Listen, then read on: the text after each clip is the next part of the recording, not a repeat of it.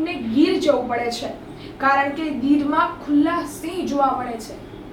પણ હવે નહીં, કારણ કે રાજકોટમાં પણ એક લાયન સફારી પાર્ક બનવા જઈ રહ્યું છે, જ્યાં ગીરની જેમ જ ખુલ્લા સિંહ ફરશે અને તમે તે દ્રશ્યો ત્યાં રાજકોટમાં પણ માણી શકશો અને રાજકોટમાં પણ જોઈ શકશો.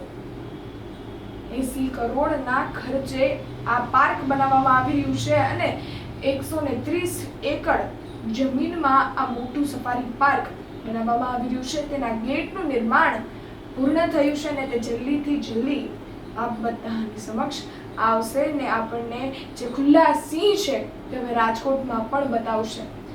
ત્યારે આ ગેટની ફેન્સિંગથી લઈ પાર્કિંગ વ્યવસ્થાથી લઈ વધુ મજબૂત રીતે કરવામાં આવ્યું છે અને તેમજ સુરક્ષાના ભાગરૂપે કડક પગલાઓથી વસ્તુઓ બનાવવામાં પણ આવી રહી છે. ત્યારે હવે રાજકોટના લોકોને ગીર નહીં આવવું પડે, શાયદ ગીરના લોકો રાજકોટ આ વસ્તુ જોવા આવશે. આવા જ અવનવા વિડીયોઝથી અમે તમને માહિતગાર કરતા રહીશું. ત્યાં સુધી જોતા રહો નવજીવન ન્યૂઝ.